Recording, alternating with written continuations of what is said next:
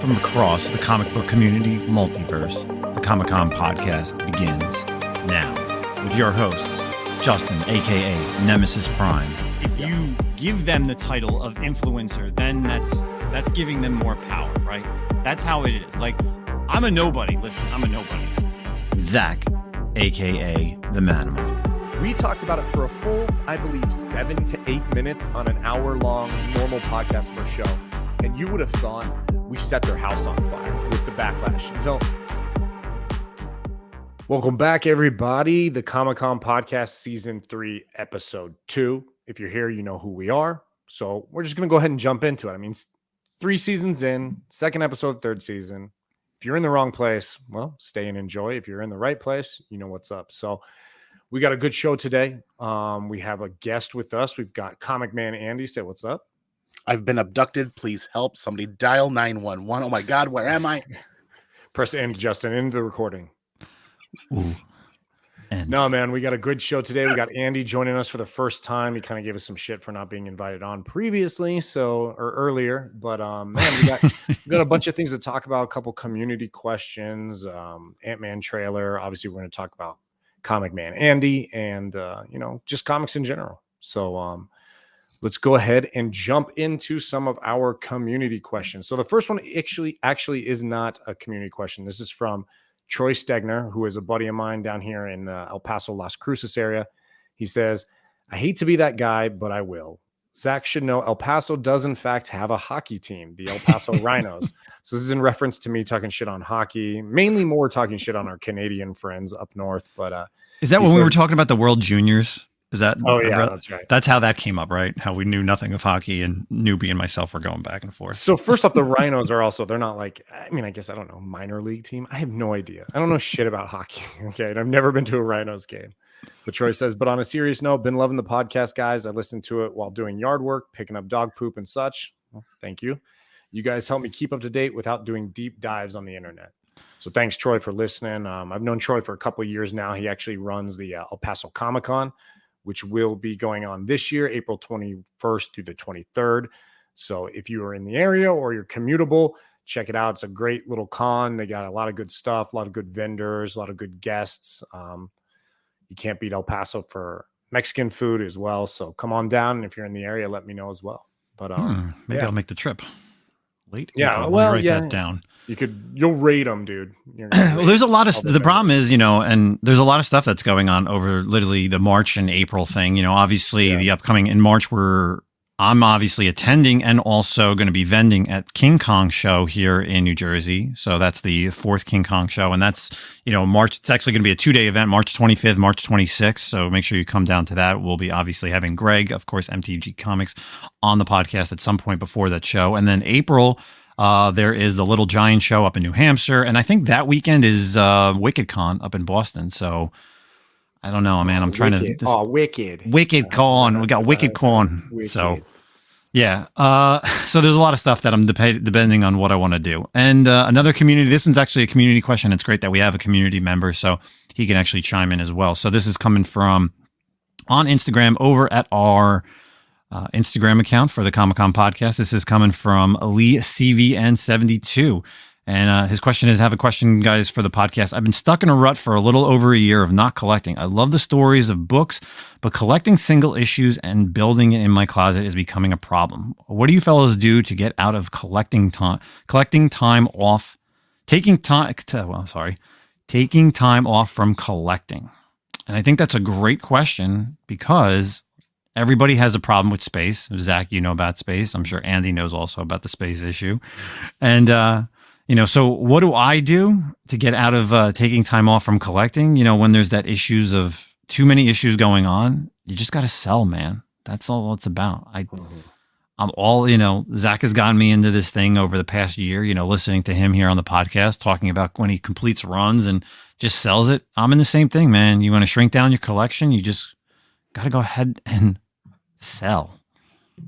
What about you, Andy? What do you do?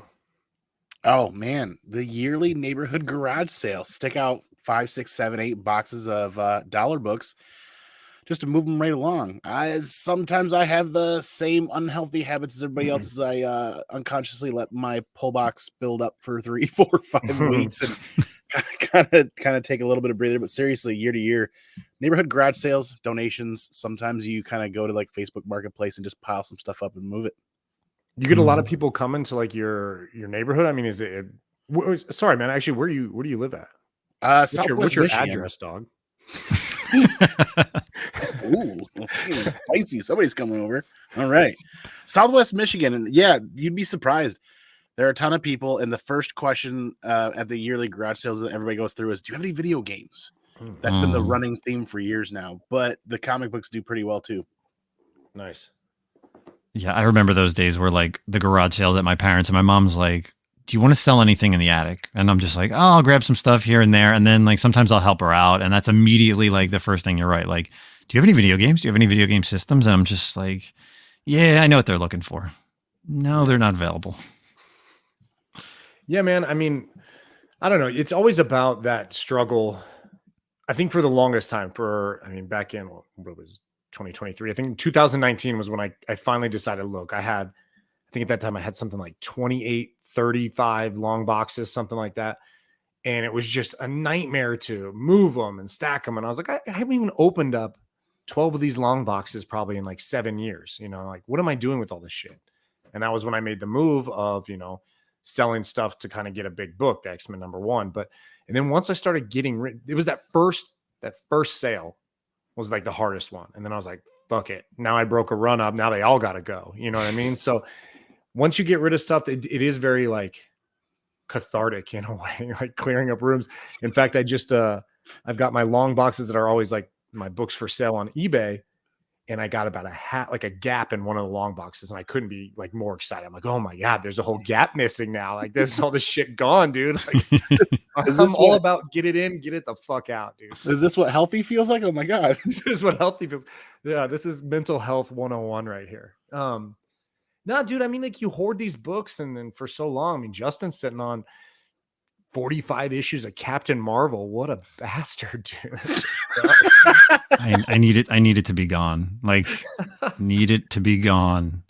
But that sounds like child's play, like 30 to 40 of these short boxes, man. Come on. Like, it's like nothing. Long boxes. Long boxes. Yeah, long boxes. All right. That's still a decent amount. So, but yeah, I don't know. I'm in the same boat like you, 2023. The thing is, you and I haven't really even gone through and like discussed like what our 2023 goals are. And I am literally I'm so happy. Like, after a Whatnot sale, I'm like, yo, man, I just got rid of a freaking half of a short box or a full short box. I'm like, I love that space. It's so nice. So, but let's get into our guest. Yes. Let's hear all about ComicManAndy. First up, before you kind of launch into, who you are and everything, where can everyone find you at?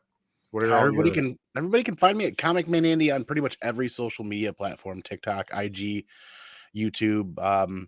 We've even done a small podcast called Pinky's Out Podcast on Spotify as well. COVID kind of killed that. We're trying to get back to that at some point. But yeah, just ComicManAndy pretty much everywhere. IG is where I do the bulk of the content, and YouTube. Mm-hmm. So how did your comic book experience start? How'd you get into the game? Early 80s as a kid on that spinner rack, the drugstore, when you're having a good week or whatever, you're being good and somebody lets you pick, your mom and dad let you pick something out. Punisher War Journal #1. Wow. Right off the rack. The first comic book I ever bought. Read those for quite some time growing up. I was the kid in school sitting at the desk taking all those die cut and holofoil covers in the 90s and like tracing over and around them and trying to like shade around them and everything like that, trying to recreate the cover on rice paper and other paper and specialty papers. That was me. Oh my God. And then you're working, for people that aren't following you, you're trying to do the War Journal, right? The whole run, 9/8, like newsstands. The volume 2 run in 9/8 is where I started. And that started right after CGC started grading books, simply because you could buy 9/8 copies for like $30, $20. Well, this is going to be great. And it's going to be a cheap, fun way to collect. Here we are 15, 18 years later. God, they're expensive now. How many issues are in that run? 104 plus a couple variants. I'm looking at that. Which one is Who started that writing that? That's Oh boy, Dixon, Mike Barron. Mike Barron. Thank you. Okay, yeah. Oh, that's cool. I mean, do you have like why volume 2 over volume 1? It was the easiest one to find when I started buying them. Like It was the cheapest. no, it was that too. Nobody was grading War Journal or War Zone. I mean, still not many people are grading those books anyways. Yeah.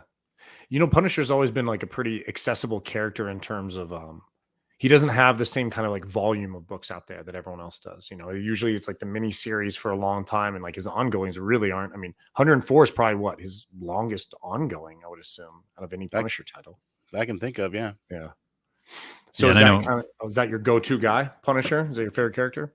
It was for the better part of my childhood, getting into becoming a young adult, into adulthood. I think the Punisher and reading those issues of War Journal and Warzone actually helped kind of steer my decision to join the Marine Corps. At one point, when I didn't want to get into college and was trying to figure out what I wanted to do out of high school, well, let me check this out. Yeah, I like what I saw for the first year before even signing anything, kind of looking into it, and did a full contract with the Marine Corps after that. That's awesome, man. Thank you for your service. Don't and anyone out there who's listening as well. So don't thank me for all the debauchery we had out there. How long did you serve? Right? Try to act like professionals. Like, man, I wasn't just some shit. we just blew stuff up and shot stuff. I did a 4-year contract, just the average. Nice. Mm-hmm. So Andy, I know you're also like a big Star Wars guy like myself, and obviously getting into collecting in the 80s. So like you're an 80s baby, you kind of grew up in that time frame.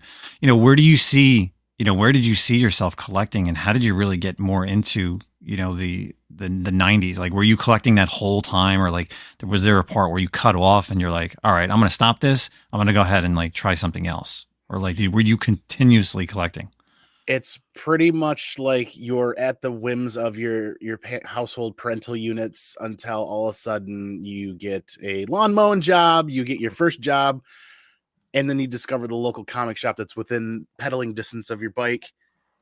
And that was about the time that Image was coming out, when they were busting out Image, and I fell for all of that. I fell for pretty much everything Image was putting out, and I was a diehard Image fan in the 90s, reading almost everything that came out. Wow. One title I've never read, literally never read anything that has Savage Dragon in it. Like, I don't know. I know it's a very popular character, but I've never read any Savage Dragon. So, nothing from Larson? Yeah. No, I've never been a big Larson fan. Even the Spider-Man stuff? Like, I mean, I've never been a Spider-Man fan. Well, we all know that. Yeah. Everybody knows that who listens to the podcast about your Spider-Man. I think... did you get my package yet? I know that sounds terrible at the same time. I don't think so. All right. What did you send me this time? I sent you that Ghost Rider book. Oh yeah. No, but I was the other thing. Now that I think about it, when I sent you that Ghost Rider book, I probably should have sent you like a ton of Spider-Man books, because I know we had the conversation like, hey, when you get that package, let me know. Yeah. I think that's what I should have did. Off topic again, off topic. But anyway, let's get back to Andy. Andy, how you doing today? So Andy, you've been on Instagram, you're a YouTuber. Tell us how that kind of started. Like, why did you decide to do YouTube and, be a part of the community? I know, like, for myself, I got to say, you're there's a lot of people that have come on this channel. There's a lot of YouTubers. Obviously that's like the one thing, and you have a good following on YouTube. And I just feel like your views, like, to your subs just aren't there, but you seriously have like one of the best shows to watch. You're very personal. You're like you're doing it all by yourself, and you're so interactive with the community, with the chat. And that's very tough to do when you're solo. Like, because I feel like when I'm solo, like, I'm like, oh my God, like I'm trying to do my own content, but then it's like the back burner really is the chat. But you're so engaging, and I think you're such a great part of this community for that, and even like seeing you at cons and people love you. Like, just that was just kind of my rant for you, and like really hyping your ego up. So now I want to know, how did you decide to go ahead and start YouTube? I'm really feeling the love. I started IG first, actually. I live in an area of Southwest Michigan where there's there's a couple LCSs. It's a decent sized town, but oddly enough, nobody gets together to talk comic books. Everybody's in the shop and out the shop done. Every week. Weekends, people are digging through boxes. People go to conventions and you see the people across the room. I kind of recognize that person. Okay, but nobody communicates. Nobody kind of talks. If they're passionate about the hobby, yet nobody's kind of talking about it. So I discovered Instagram, told myself I was going to stay away from social media. And I realized that there's a community on Instagram. And then as I start kind of sharing things on Instagram, I started to realize that I kind of wanted a little bit more. And I discovered an article talking about how YouTube, building a YouTube channel or creating a YouTube channel is really good at building your public speaking skills, kind of breaking through that fourth wall of having stage fright. I have stage fright. I'm not going to lie. I constantly have stage fright, even to this day, after 3 years of working on YouTube. But more importantly, what I discovered when I started working on that and started getting better at public speaking, I draw a lot of energy from the community. Wednesdays, New Comic Book Day are fun. They're a lot of fun for the new comic books, but I draw so much energy from the people that show up and charge me back up for the rest of the week. There's some weeks that if I don't do that Wednesday show, I'm about done on Thursday morning. Yeah.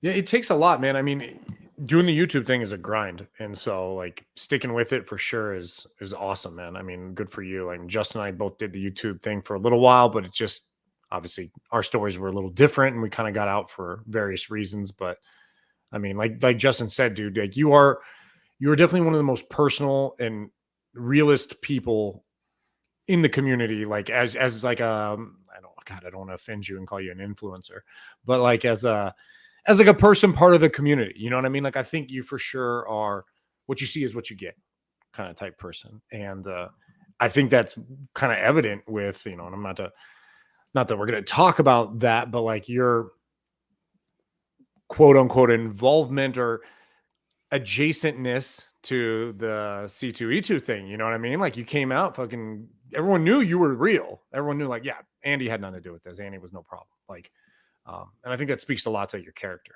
So I appreciate that. We could talk about anything you guys want to tonight. I know you're eventually going to edit some stuff, but the only thing I'm influencing is my weight on the scale every morning. No, the C2E2 stuff, that's so far gone. And there's people so much that have juicier stuff now. yeah, of course, it's every week. I mean, I really don't want to relive the C2E2 days, but you definitely, you were somebody, and for the people that don't know, like, you bought copies, you were going to send them out to CGC, you were going to use them for Mission 22, like everything. And that's a real thing, right? That's a real thing to do. And it flopped. Yeah. And you and I had, you and I have conversations during that whole month, like what was going on, like, what should I do? I don't know what to do. And they were giving you options and, you and I were talking, and it's such a different thing. And like Zach said about the community, like you and I met for the first time in Baltimore, and it's like you and your wife are literally sitting outside. You guys are sitting outside of a bar in Baltimore, and literally I came up, big hugs, and we hung out the entire night. Like we knew each other. And I don't think that people realize, like, when you get to see you see these people on YouTube and on Instagram, and you finally get to meet them in person and hang out with people, they're such down to earth people. And as big as some people are, they kind of forget about that. They forget where they came from. They forget who their followers are, who their listeners, who their viewers are. And like, you and your wife were just so awesome to hang out with, and even during the con at Baltimore, like if we would run into each other and we'd say, oh, hey, go check out this booth. Like there's some Star Wars books over there. You got to go check out. But, that's just such a great thing. Like when you get to be able to meet these people and like have face-to-face interactions, like they're real people. Like they're not, they're not just someone that you watch on a weekly basis on like a YouTube channel. So, I commend that as much as the backlash of C2E2 and, just yourself, like you're definitely a great part of this community and someone that I think people really should be following on Instagram, also on YouTube, and also on MySpace and Facebook and LimeWire and OnlyFans, Napster, yeah, Grinder, Tinder. There's a market for fat, bearded, chubby fellows. Ooh. Hey, so tell us about Justin kind of touched on it, but tell us about Mission 22. Mission 22 is a non-for-profit. What is it? A 401c. That number that they use to actually, it's stamped. It's approved by the government. Non-for-profit agency supporting veterans and their mental health in a time of need, and their families as well. They are a phenomenal group. They're one of the highest rated veteran care groups when it comes to mental health. And Tel Valhalla Project creates clothing supporting that cause as well. Everything that they create clothing wise, they donate to Mission 22. It's phenomenal. Tel Valhalla Project really started as they would create shirts to help pay to earn money to help pay to create shadow boxes for flags of fallen soldiers and fallen Marines, anybody from the military, and then they would deliver those to family members so that they would be remembered. That's awesome. And Mission 22 is something kind of near and dear to my heart, and that's something I'll continue to preach. The mission for 2022 was Mission 22. I'm not going to stop supporting them because the year is over. We're going to keep talking about them. And I would implore everybody to check out. It's just Google search Mission 22. It'll come up right away. It's the first thing.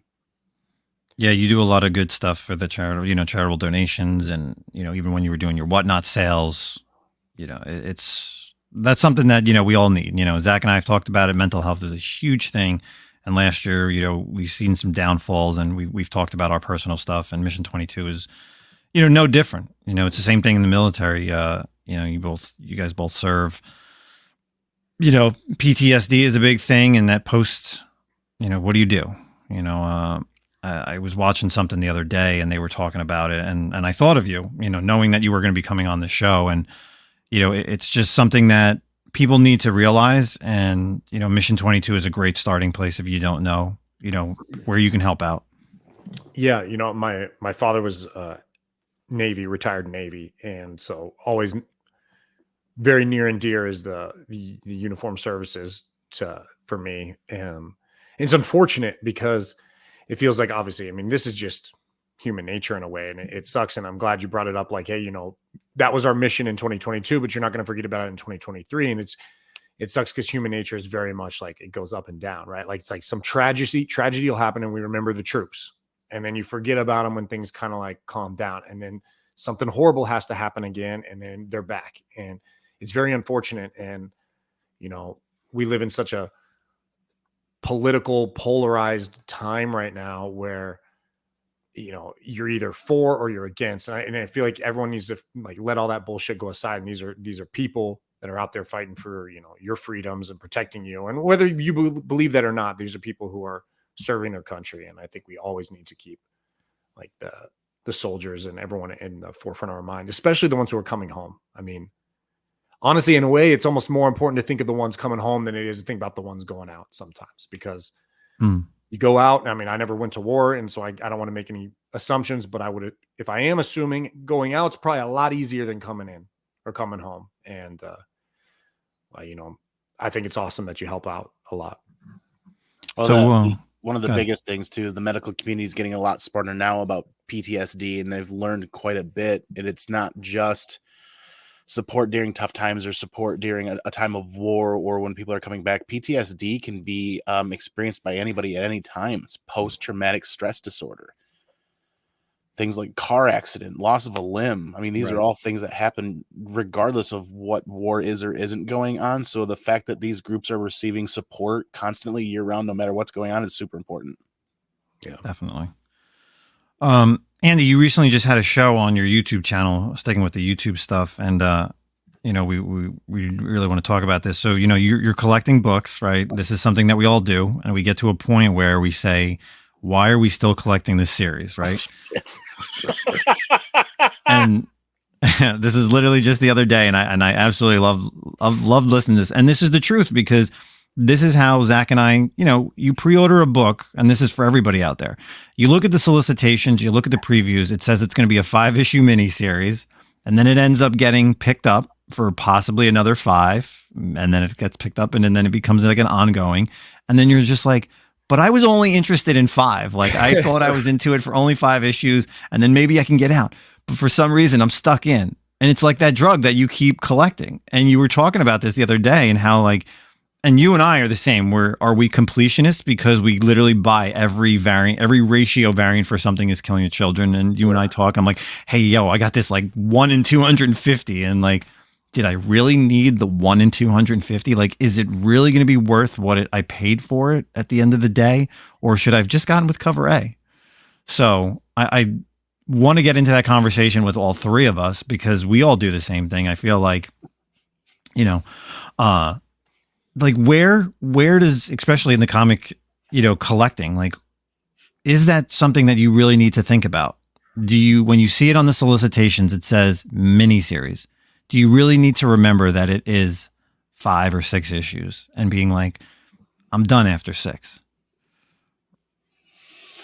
I'm not saying we're getting taken to the cleaners, but I am saying I'm kind of getting taken to the cleaners.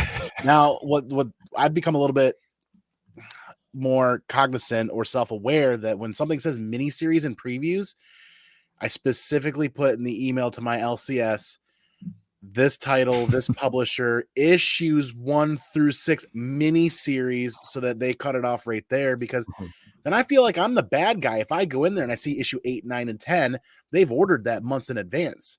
They've committed to paying for that.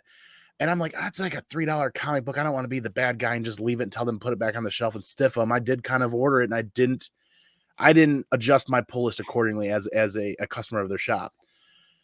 But I'll tell you what, I've learned my lesson over 2020 and 2021 with Boom Studios. I love what Boom Studios is putting out, but did they ever figure out the variant game and the ratio game when it comes down? Because we are issue 28 yesterday, and we're still 1 in 25, 1 in 50 unlockable variant. And I'm like, why am I doing this to myself?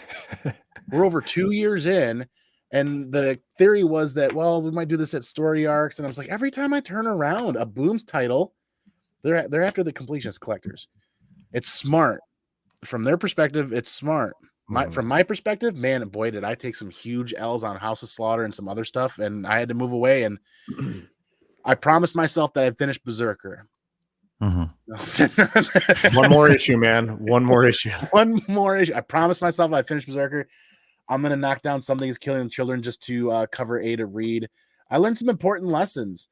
And some of those were tied along with Whatnot. Whatnot provided that opportunity to move books out of my collection, but also to pay for New Comic Book Day and some of the stuff I was reading and collecting. And I'll say that for 2023, some things are changing. Yeah. It's tough. I mean, luckily I don't have the same problem you guys have. Like, I don't buy, I'm a reader. So it's just a cover A pretty much for the most part. I do dally a little bit with like Something is Killing the Children. I do A and B.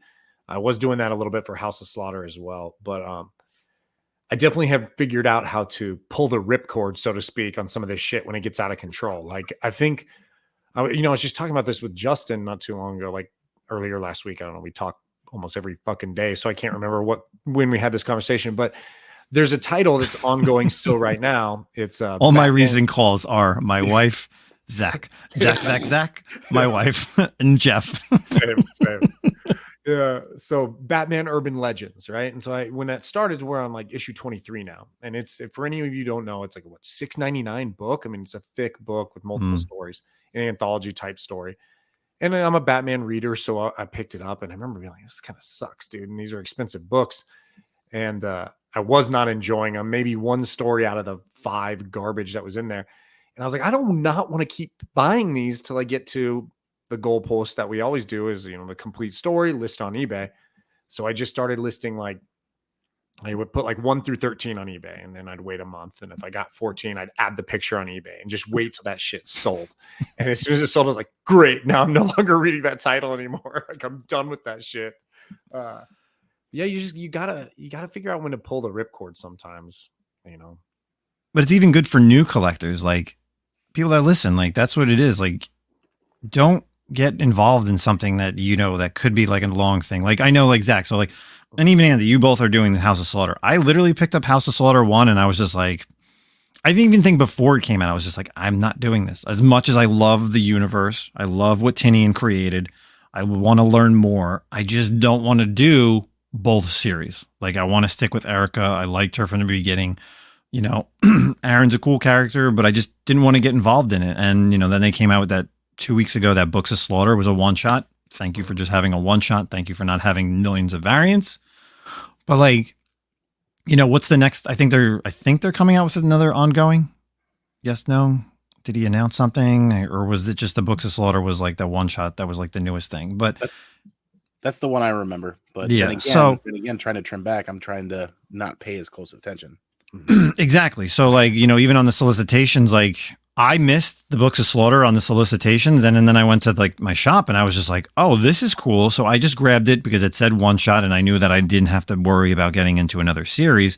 So like going forward, if Tinian does put out like another series, even though I want to learn more about it, it's not something that I feel like I need to get involved with. And that's always the same thing, even with like events that have tie-in books, or when they have like spin-offs. Like collectors need to know like what do you really want to get involved in? Like, right. I know like I'm only sticking with something that's killing the children. I'm not going to get into House of Slaughter, even though I want to do it. Same thing, like, you know, originally how I touched upon is like a miniseries. Like Silver Coin's a perfect example. Silver Coin was solicited as a 5-issue mini. I talked about it. I loved it. Zach involved in it. It was perfect. We were like, all right, 5 issues and we're done. And then like 4 issues in, they're like, we're going to keep going. And I'm like, shit. But that was okay. That was a good one. It was only ended up being 15. It wasn't too bad. But still, you think about it as like, you and I have sold it. We've both sold our series. But at the end of the day, like, did we make our money back? Could we have like just saved that money and bought ourselves lunch or gas, or put it towards an actual bigger book? Because you got to think of that long term, like $4 or $5 over and over again. Cover A's, cover B's. Now you're at like $9 or $10 a month for the book. That, did you really need it? Like, you could have stopped. Yeah, it's tough, dude. I mean, like, I would warn collectors, or like new collectors, or anyone, if you want to stay away from series, watch out for any goddamn Marvel event and whatever spin-off tie-in bullshit that they put in there. And I'll be talking about that a little bit later towards the end of the show on a specific topic. But ooh, Andy, what are you enjoying House of Slaughter? Like, what's your suggestion? Are you reading it at all, or just no? Not at all. Andy, what are your thoughts? I think they did it backwards. I think the first arc of House of Slaughter should have been the second arc, and I think the second arc should have been the first arc, in my opinion. It just, the pacing of the first arc was hard.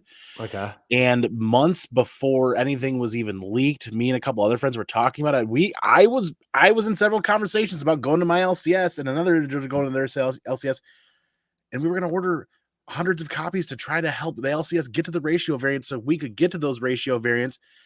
In the end, House of Slaughter was still returnable, so everybody ordered it to the 9s. I didn't have to buy any extra copies, thankfully, to get those ratio variants. But I'm keeping cover A on the pull list, and I'm like 2-3 months behind. That's one of the problems. Yeah. Anything to be said to a new collector out there, anybody trying to get into it, buy what you love and you'll love what you buy, but set a budget, pay attention to how much space you have, and time management. Yep. If you don't have time to read 4 books a week, don't buy 4 books a week. Especially don't buy 8 books a week. And then don't buy the variants that go along with them. It just multiplies worse than rabbits.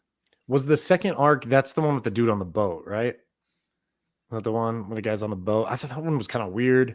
Honestly, I mean, House of Slaughter hasn't been great. I didn't think it was horrible. The first arc with Aaron, yeah, it's decent. It's not bad. And then the one with the dude on the boat, I don't know. I wasn't really feeling that one too much. I guess my biggest thing with this like Tinian universe was Something Is Killing Children. Is like when whatever issue that was, when they introduced all, and we kind of talked about this a little bit last week, I think, or maybe me and Justin did, was all the different masks, right? Like I'm waiting for them to like, yo, make a series on like the green masks or something like that. Like I don't give a shit about dead ass Aaron Slaughter anymore. Or that guy's done. Like, you know, start something new. Give us some like something we haven't seen. And it doesn't have to be tied to even the House of Slaughter. Give us one of the foreign houses. Like I loved Book of Slaughter. I loved it. I loved how you had the map. I thought it was so universe building. And then that's what I really, really like. I really enjoy that kind of stuff. So that's what I want. Like just an unrelated green mask adventure, not tied into the story, 5-issue miniseries. Boom, move on. Well, when you think about it, like the universe of Slaughter that it is, if you think about that as like a campfire, did the first arc of House of Slaughter really help fuel that fire that much? Was it that it just kind of fizzled and fizzled and was done? It feels like an anthology in a way, right? Like, I mean, it's just like these little stories and you're not really invested in it. I guess that one dude, what is it? Jace? Is that his name? Or am I getting like that? Yeah. Right. Butcher from the Butcher House. I mean, I think he's coming back here shortly. So maybe they got plans with him, but I don't know.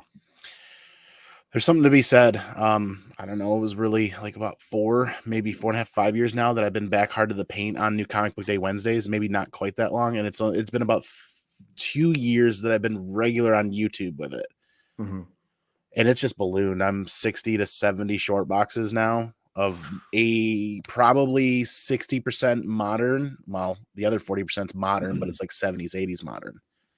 Yeah, dude. I remember those days when my weekly pull lists were something like $120. Yeah. And I'm just like, yeah, this is garbage. I can't read all this shit. And I would burn through them and then they just stack up. And now more or less, I think if I'm spending about $60 at the shop weekly, I'm kind of like, fuck. Okay. And it's not because, not because I can't afford it, but I'm just like, this is pointless to spend more than this, really. Like I should be cutting back titles. I definitely read online more. Yeah, you definitely want to be spending that money somewhere else is what you're saying. And I can agree with you. There were several weeks, and it's slightly embarrassing to say that when Something is Killing the Children, House of Slaughter, and Berserker would drop, I had pull lists that would exceed $500 in a week. Oof. With variants. Yeah. Now, I know the days of the High Republic. When High Republic would come out at the same week as like Something is Killing the Children, and you're buying the 125s of every ratio. And see, several years ago, ratio variants were ratio or under. Yes. And then for a hot minute there, like 2 years, 2020, 2021, 1 in 100s were $200, $300. They were pricing them for what they were selling on eBay. And if you wanted that, you're paying that price. And they weren't always coming back down after they flooded the market. They weren't always doing that. But there were days that it was, I had that vehicle where I could move stuff out and make sure that I had money for New Comic Book Day Wednesday. But there's nothing on God's green damn earth should I be spending fucking $500 on a Wednesday on comic books and then read like 12 of them. And then the other rest are all variants and they're going off getting graded or whatever. Like those House of Slaughter, the 1 in 1,000, 1 in 500 took a big L on those. And they both came back 9.8. And it's like, I wanted them for the collection, ended up not liking the rest of the first story arc, deciding I wasn't going to collect the rest of that. Wasn't going to be that completionist collector. And then when I turn around to actually let go of those, I can't even break even on them. Yeah. Speaking of new comics, let's kind of change topics. Let's kind of go into some of our articles, and we're talking about modern comics over here. So this one just dropped today, and I know Andy's a big fan. I'm a big fan. Zach's a big fan. Over at CBR.com, Darth Vader goes black, white, and red in his solo anthology series. So Marvel's giving Darth Vader his own 4-issue anthology miniseries. Darth Vader, of course, co-written by Jason Aaron, of course, from the original Star Wars run and current Avengers run. And of course, if you don't know, Marvel's been doing this with a couple of their titles, Wolverine, Deadpool, Elektra, just to name a few. And really excited about this. Art's going to be done by Leonard Kurt, and backup stories. And this was something that I missed in the article originally, and then Andy pointed it out. They're going to have some other included stories written and illustrated by Peach Momoko, who this is her first time doing Star Wars interiors. So, of course, Jason Aaron did an amazing job creating the Star Wars universe back in 2015 in Marvel, did a great job with the Vader Down series. And even in the article, he talks about how he loved the Vader Down series. 4-issue miniseries, first time they're doing this Star Wars stuff. Are we excited about this? Are we kind of like, oh, it's just going to be like another anthology? What do you think, Andy? Give me more Vader, man. I'm kind of excited about this. Aaron did a fantastic job on Star Wars. I'm really looking forward to this kind of breathing more, not new, I'm not going to say new life, right? But breathing more life into Vader, a character that a lot of people clamor more for. Pac's done a fantastic job in the run that's going on right now and has for a while. And you look back on Gillen and Soule's runs of Vader, standout, phenomenal reads that I can't put down to the point where I even have them in omnibus form. So give me more Vader. Yeah, I agree. I think, I mean, obviously in the Star Wars Marvel universe, the Vader title is consistently the best title. It's better than the Star Wars ongoing. It's better than the Bounty Hunters, Afra, the mini series. What else kind of came out during Volume 1 or whatever? It just, I guess they did a lot of the minis, like Leia, little more minis Han, back then. Yeah. It's consistently like the best title. And that's because Vader is consistently one of the best characters, the most like enjoyable characters to read. And then you tie it in with this whole like the black, white, and red, which surprisingly kind of like really took off. I mean, like with the Wolverine, the Deadpool, what they did Moon Knight.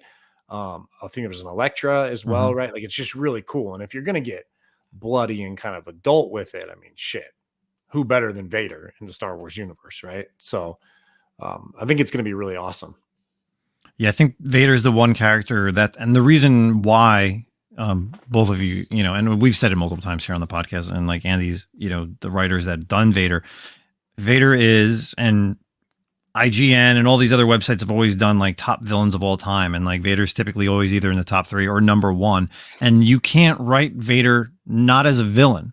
So that's why the Vader title has always been the best, because if you kind of make him like a good guy in a way, like it's just not Vader. So bringing Vader into this black, white, and red, like it's perfect. I think the series, and like you said, yeah, like the Wolverine, I was a big fan of the Wolverine one and also the Elektra one. I don't think I read Moon Knight. Deadpool was okay, but yeah, I remember when the Wolverine series came out, I was like, this is interesting, because I hadn't read a Wolverine series in a long time. So, and it's something different.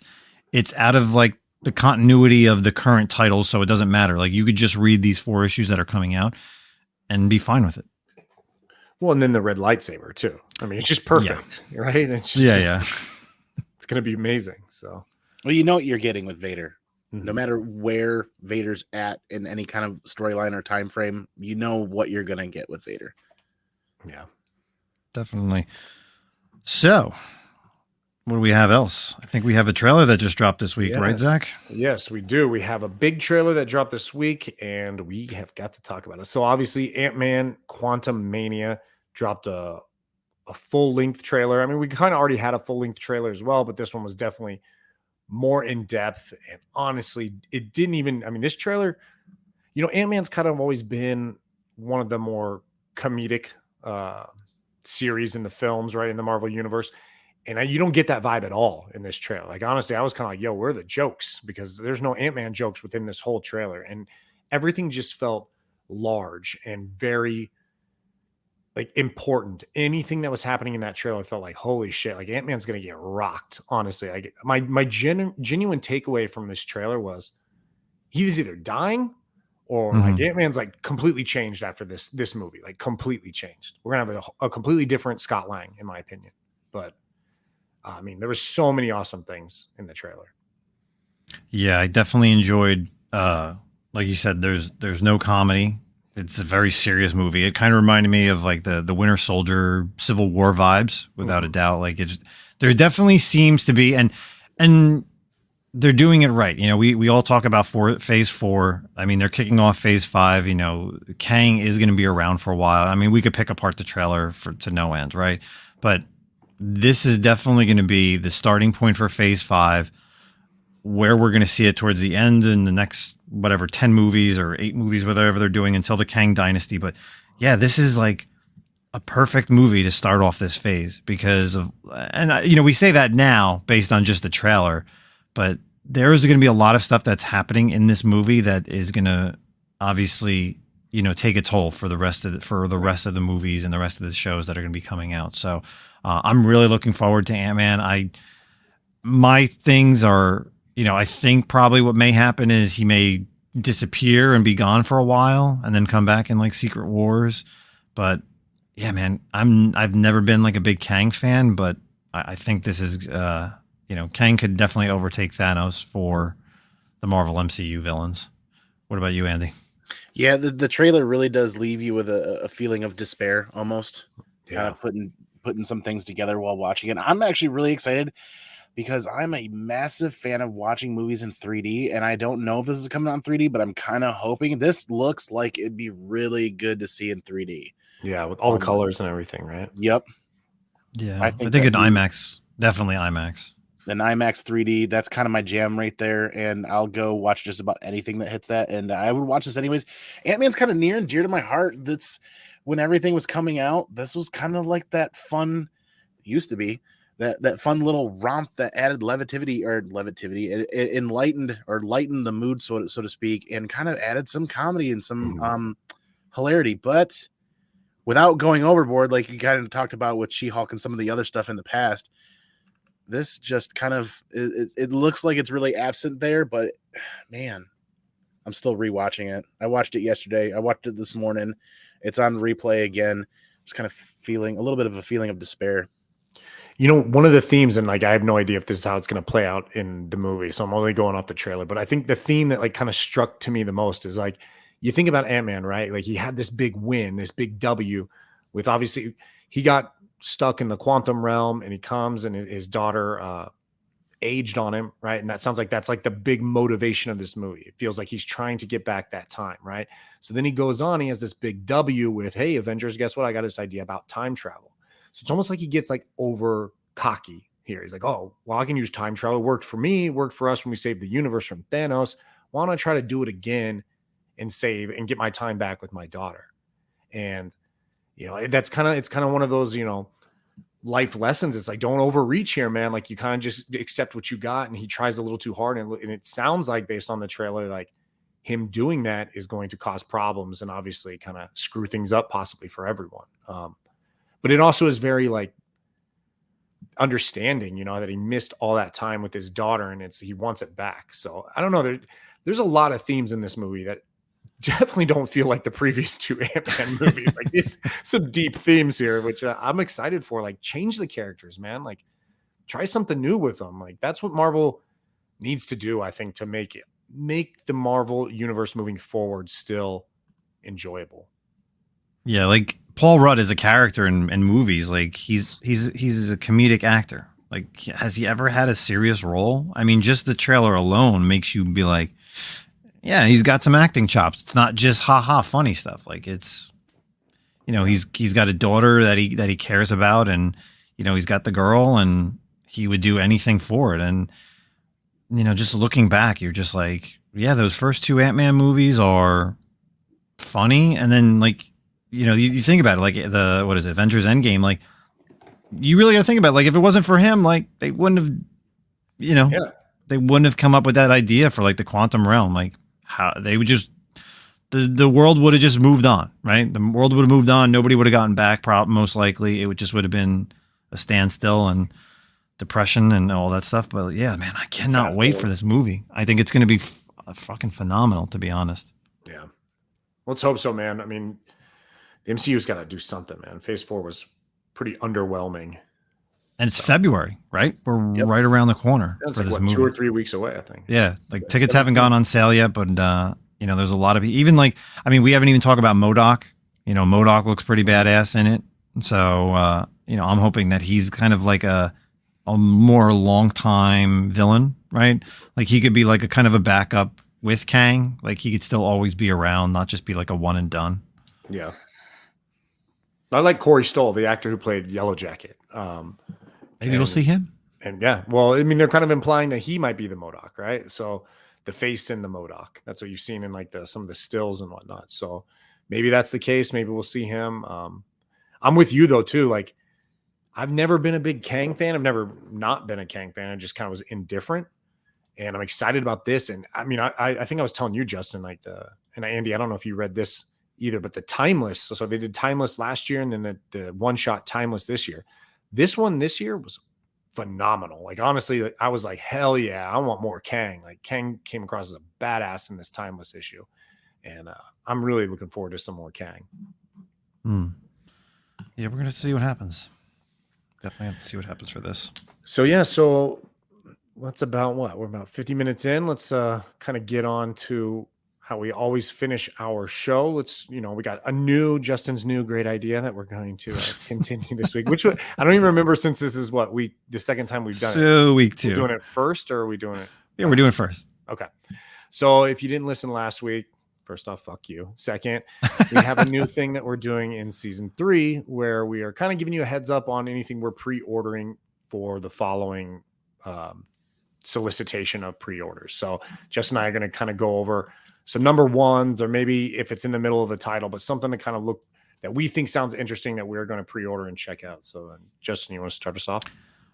Yeah. So of course, last week I talked about the Boom Studios book called Neighbors.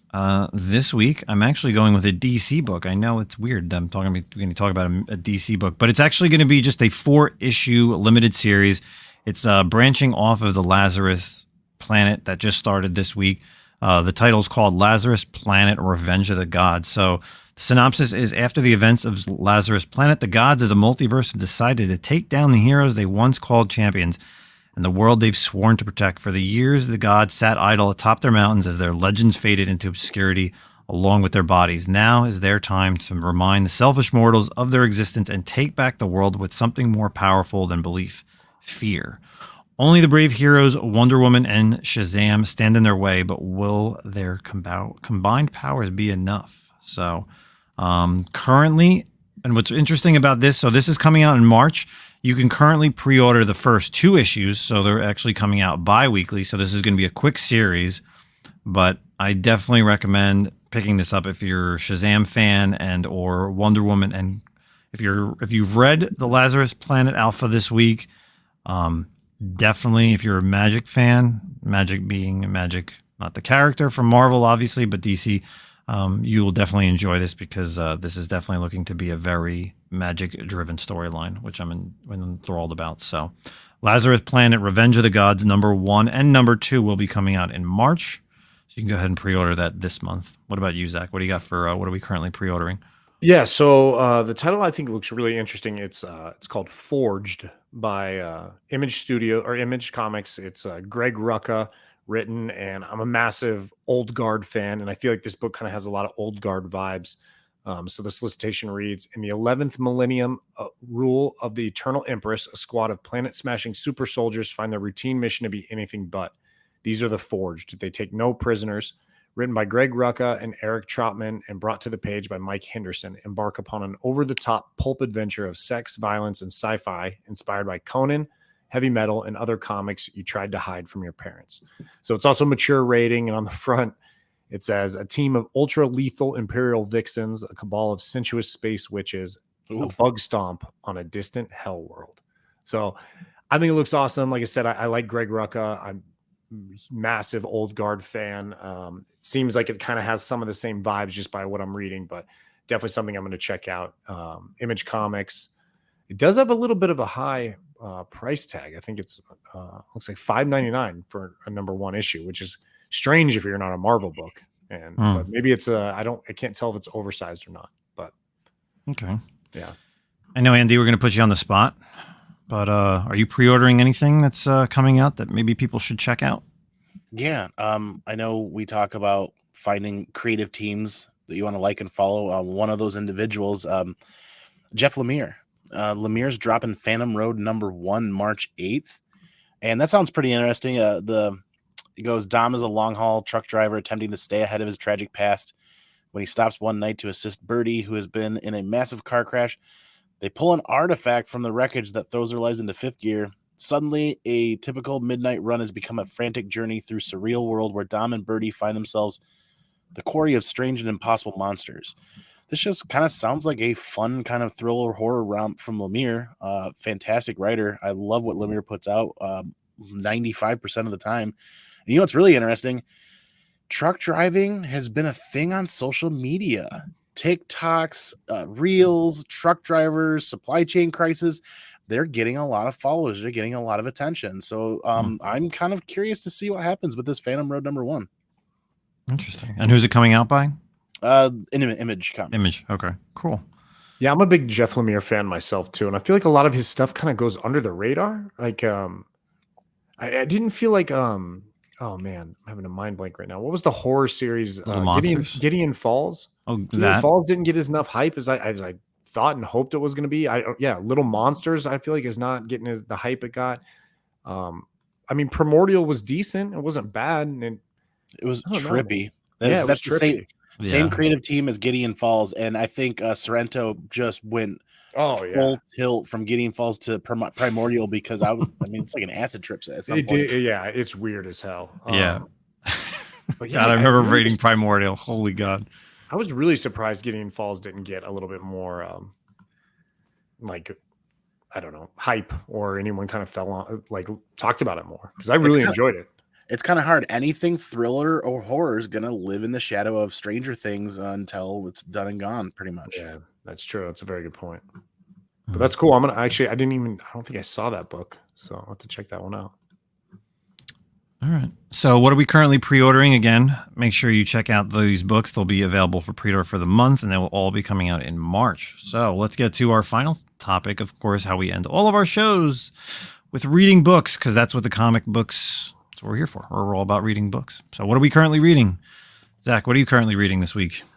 Man, so, okay, my hot garbage, I said I was going to kind of touch on. We got a hot garbage. Hello. Dude. First 2023 hot garbage. I'm excited. Well, this is like a multiple hot garbage. There was a lot of garbage. There's a fucking steaming pile of hot garbage that came out this week, but they're all tied together, and it's, God damn it, man. This dark web storyline sucks. And the Mary Jane and Black Cat's horrible.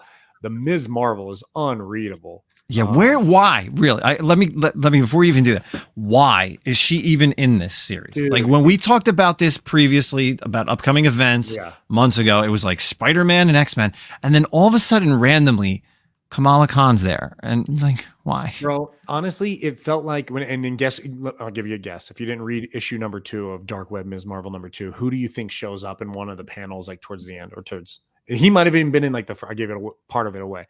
Might have even been in issue number 1. Take a guess who you think would be thrown in. Who's thrown into almost any fucking book these days? Well, Wolverine? No, that's a good guess, though. Well, I know. That's a good guess, but no, not that character. Is it a guy or a girl? It's a guy. You can't say that, though. I don't know. But I don't know. I didn't read it, so I can't. Miles Morales. Dude. For no fucking reason, Miles Morales is thrown in there. And all I can think is, like, quit pushing these characters on people, man. Like, I don't know, dude. It's garbage. It is, and it's very unfortunate because obviously I'm a big X-Men fan, and I love Madeline Pryor. Obviously, Inferno. This is kind of like, similar to Inferno. It's the same kind of storyline, but I thought it would be a really, really good, interesting story to have, like, Ben Reilly and Madeline Pryor, two of the most well-known clones in the Marvel universe, like, kind of coming together, teaming up, and it has been very lackluster. But these spin-off issues are horrible, dude. Horrible. Yeah, they remind me of the days of King in Black. Those, like, random tie-ins that decided to, like, show up. Like, woo, they were bad. So that's my hot garbage of the week. But my pick of the week is I've kind of steered away from these books for a while, but man, X-Men number 18 was amazing. I kind of talked about it, I don't know, season 2 or a long time ago. The storyline of when Sync, X-23, and Darwin went into the Children of the Vault. And if you've been following X-Men, X-23 actually kind of got left behind, and she somewhat died in there. But while they were in there, Sync and her had lived like hundreds of years, and they kind of fell in love and had a whole relationship. So when Sync was the only one who escaped from the Children, or from the Vault, they resurrected X-23. But lo and behold, in a previous or 2 issues, they found out that she actually was still alive in there, and Forge got her out. So now you have 2 X-23s in the Marvel universe, an older one who's been aged, hundreds of years, but still, Wolverine young-like, and then the current youngish X-23. And it's just a really great book on multiple levels, because I love Sync is probably rising up as one of my favorite X-Men characters in the modern age, and the interaction between the 2 X-23s, like saying who's going to live in the world, what are their roles going to be with them both in the world, and how they interact with each other are priceless in terms of, like, X-23 / Wolverine interactions. there's also like a crossover with the X-Terminators, the girls from the little mini series. Yeah, I was going to ask, how's that possible? Because like, where does that fit in that series then? It's not really a crossover, but those 4 girls are like fighting vampires, and like, you know how X-23 is part of that, the vampire fighting. Mm-hmm. The older X-23 interacts with her while they're fighting vampires, so it's kind of like a medium crossover. It's cool, but it was just a really great issue, and really enjoyed it. So that's my pick of the week, X-Men number 18. Nice. Andy, what are we currently reading? I actually just plopped back down the giant 2015 Gillen Darth Vader omnibus. Phenomenal read. I've kind of taken a break from New Comic Book Day reading. I'm still picking up the books. I got to get caught up there. But my love will always be for Star Wars, so I'm going to be diving right back into the Vader series. I've actually heard a couple of people say that they were a little unhappy with Pack's run right now, so I want to find out what's going on there and get caught back up. The Handmaiden stuff's kind of dragged a little bit. It's a little Handmaiden heavy, but it's still good. It's gone back and forth. Yeah. I think I can't remember if we've talked about this, but I think because this is the first series that they've done for Vader where there's more of a event, right? Like, because there was the whole War of the Bounty Hunters, Crimson Dawn, Crimson Reign, and now the Hidden Empire stuff. So the first 2 series really didn't have any type of crossover. I mean, there was the Vader Down in like Volume 1, but like Volume 2 was all prequel stuff. Like, and that time frame was like there was no you couldn't put anything in there based on what the current Star Wars. But Pack's a great writer, but I wouldn't take it away from him for this run. It's definitely not as of the first 3 runs, right? Definitely the bottom tier, but still not bottom tier as far as Vader itself. So I find the character of Ochi to kind of be a little off-putting somewhat with Vader. Like it's not that I dislike him that much, but he's like a Deadpool type character. You know what I mean? Where he's very like, I don't know. Yeah, when you look back at Vader reads, and when Vader kind of has a cohort or an assistant or somebody he's hired, you got to measure up to Afra. You got to measure up to the murder droids. You got to there's some big shoes to fill. So if you're gonna bring out another like Vader assistant, it better be damn good. Yeah. Well, the recent issue, if you haven't read the recent issue of Vader, I mean, it just kind of was like, I don't want to spoil it for anyone. It was kind of silly that what happens with like Vader and Ochi. And I'm always constantly like, yo, how did this dude survive to make it to Rise of Skywalker as long as he did? Like, this guy should have been killed ages ago, dude. So yeah, definitely going to be interesting. So awesome. Andy, anything else before I get to myself, or what am I currently reading? You're just reading the Vader stuff? Yeah, I'm pretty much sticking with a Star Wars Vader stuff. Making sure I don't miss any of that. Pick that up. That's pretty solid, stable, guaranteed stuff to get into. Even the not great Star Wars stuff is still better than some of the not great other stuff. Agreed. For myself, what am I currently reading this week? Honorable mention. I talked about this obviously a little bit earlier. The Lazarus Planet Alpha came out this week, so this is kind of spinning out of the Batman vs. Robin series.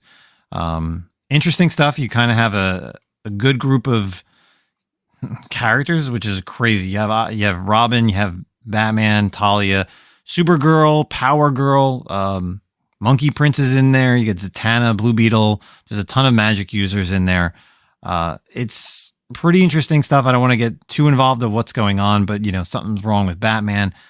My takeaway from this title is the art. Riccardo Federici, if you know, he's mostly done cover art, exclusive variants, a lot of DC stuff, but this is like one of the few times, and I don't know if it's his first time doing interior art, but he does some great details in this issue with all the magic users. Basically, anybody who has magic related powers, their powers are kind of like off-putting, so they're kind of relying more on technology like Cyborg and Blue Beetle, and it's got a lot of stuff going for it. And like I said earlier, talking about Lazarus Planet, if you're into magic, I highly recommend picking up this series because I think this is going to be a good little event for the DC comic world. So honorable mention goes to Lazarus Planet Alpha #1. Pick of the week this week, though, the latest issue of Grimm. We are 7 issues into Grimm, and after that first 5 issues, I thought I was kind of out because I was like, you know what? I think it may have been solicited as a mini series, but it's continuing. Last issue and at this point, I feel like I'm going to spoil a little bit, but I'm not going to go too heavy. At the end of issue 5, someone perishes. Issue 6 introduces the Sisters of Fate. So Zach and I, we recently played the God of War Ragnarok game, so we're into all that type of mythology. But some stuff is happening in issue 6 and 7 where people can't die, and this issue 7 is very gruesome. The majority of the issue takes place in a hospital, and I mean, there's people that literally have their guts spilled out, and they're literally talking, like basically telling people to kill them, like just kill me, because they're literally, their guts are just hanging out of their bodies and they're holding them. But there's a great interaction between Jessica Harrow, obviously the main character, and this priest, and it really, it's a very biblical sense where, what would happen if people can't die, and especially a priest who is in that world of, whether it's Christianity or Catholicism or whatever, having that, moving on to the next world. And Jessica and him having this conversation, knowing who Jessica is just, and she blames herself. And it almost reminds me of Man of Steel, like when Henry Cavill's Superman goes to the priest and basically says, because obviously General Zod is like looking for him, and almost like, what do you do? And it's, the priest basically tells him it's a leap of faith. And this reminds me so much of that movie and that scene of like, because Jessica's blaming herself of why all these people can't die. So interesting series. If you have not started picking up, obviously Stephanie Phillips is writing it, but yeah, it's really turning out to be something different than what I thought, from Boom Studios. So definitely pick of the week, going out to Grimm number 7. Nice. I haven't read that one yet. I haven't got to it. I do love Grimm though. Yeah. Cool. Well, great episode, Andy. Thanks again for being on here. And once again, tell everyone where they can find you one last time. Oh, yeah. So the mission for 2023 is that of the comic community. You guys can find me at ComicManAndy on YouTube. Every blind CGC unboxing we do on the channel this year, we're going to be giving away a CGC slab to the community members live in the chat. We're putting in extra books. The goal is to do no less than 12 and to try to even double that number and potentially do 2 per month. I'm partnered up with Gary at Impressive Comic Book Services. He is supporting our content over there, and we're supporting his content so that we can reach more people in the community and just kind of share the love. There's a lot going on in this community, and you know what I can do about that? I can do something fun. Let's give away some books. Let's have some fun. You guys can find me on Instagram at ComicManAndy. That's where I day-to-day like to post there what I'm reading, what I'm picking up, or what I'm finding. Nemesis and Zach know that I am on a massive Star Wars haul like every other week, wherever I can find a really good deal for Ahsoka stuff or Afro stuff. But yeah, I look forward to meeting new people out in the community, and I'll definitely stay in touch. My hope is after this Sunday's premiere of a new show, maybe the old ComicManAndy might just get another invite back. Yeah, you know what? We didn't even touch about that. I talked to Justin about this offline. Kind of, I was like, "Damn, Andy is a big Last of Us fan, man. Like, huge Last of Us." Because it's either you're posting Star Wars, or you're posting Last of Us stuff right now. So, hell yeah, it's back and forth. Yeah, yeah. Andy will definitely be back. He will be here for our final. We'll do a season 1 review. I'm sure you'll do it not only on your channel on YouTube, but we'll definitely have you back here on the podcast to talk about The Last of Us, because Zach and I have both played the games. We had an article last week to talk about it, but I didn't really want to get into The Last of Us. I thought we would get a little bit tonight, but we learned more about Andy, which is awesome. And we really don't want to do like too much of a preview. I think a final review will be nice. So Andy, we really appreciate you coming on. Like, like I said, you'll definitely be back in, I guess, 8 weeks? How many episodes is 9 episodes. All right. So you will see you in about 2 months. But again, everybody please follow Andy. Like I said, he's a pillar of this community, no joke. And Andy, what's your first big show you're going to this year? Anything? C2E2 is probably no, actually NWI Comic Con February 11th. I'm going to be going down there. Our man Chip Gittler in the community, I usually meet him there, and $18 early bird tickets get you in. It's a 1-day con. It's like one of those hometown cons. Big square building. Lots of great. Gene Ha's going to be there. I mean, they got some great names showing up there. I'm really excited. NWI Comic Con. Look it up. February 11th. C2E2, of course. Looking into Heroes Con. That's going to be the big convention where a lot of people meet up this year, and maybe might try to do Lexington Con. Okay. Baltimore's always a thing too. Oh yeah. Baltimore was a great time. I definitely want to get back out to C2E2 this year. So again, from all of us, please, again, another reminder, King Kong, local show here in New Jersey. We'll definitely be talking about that more as it comes. But obviously I will be there. I will be attending March 25th and March 26th. So that's it for everyone here at the Comic-Con podcast. Yeah, thanks everyone. We will catch you next week. Later. Peace.